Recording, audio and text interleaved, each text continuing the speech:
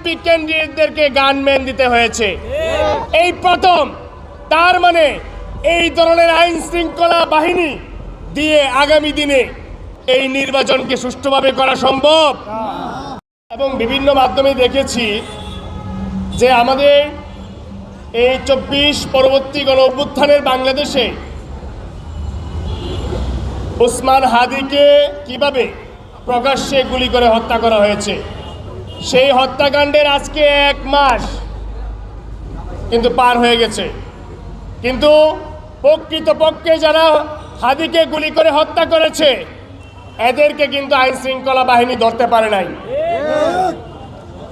এই ঘটনার ধারাবাহিকতায় আমরা গত 3 দিন আগে কারওয়ান বাজারে দেখলাম স্বেচ্ছাসেবক দলের সাবেক সদস্য সচিব মুসাব্বিরকে গুলি করে একই কায়দায় কিন্তু হত্যা করা হয়েছে।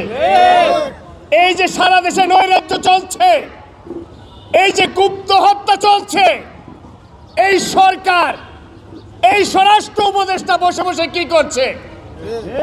এই প্রশ্ন আজকে দেশের প্রত্যেকটি নাগরিকের, যে আপনারা যদি এই প্রধান উপদেষ্টা সহ যে সকল উপদেষ্টা, আপনারা যে সকল মিনিস্ট্রির দায়িত্বে আছেন, আপনারা যদি সঠিকভাবে দায়িত্ব পালন না করতে পারেন তাহলে আপনারা পদত্যাগ করেন নাই কেন?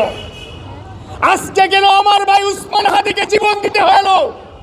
আজকে কেন স্বেচ্ছাসেবক দলের একজন গুরুত্বপূর্ণ নেতাকে এভাবে জীবন দিতে হলো?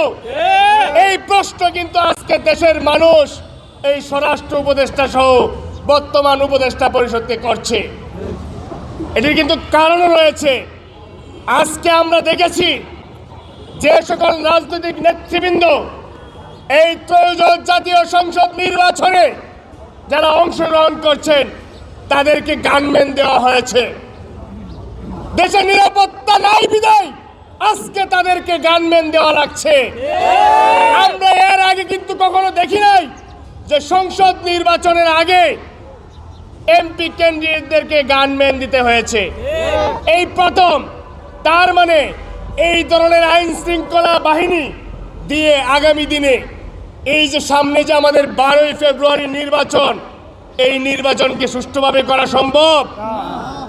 আমরা মনে করি বর্তমান যে আইন শৃঙ্খলা বাহিনীর সেটআপ রয়েছে, এই সেটআপে একটি অবাধ, সুষ্ঠু এবং নিরপেক্ষ নির্বাচন কোনোভাবেই সম্ভব না। আমরা সরকারের কাছে উদাত্ত আহ্বান জানাবো, এদেশের আর মানুষকে তাদের জীবনের ঝুঁকির মুখে ফেলে দিয়েন না। আপনারা এদেশের প্রত্যেকটি নাগরিকের জীবনের নিরাপত্তা নিশ্চিত করেন। এটি না করে যদি আপনারা এই যেন তেনভাবে একটি নির্বাচনের আয়োজন করেন এবং সেই নির্বাচনকে কেন্দ্র করে যদি হানাহানি, মারামারি এবং প্রাণঘাতী ঘটে তাহলে কিন্তু এই ইউনূস সরকারকে দায় নিতে হবে।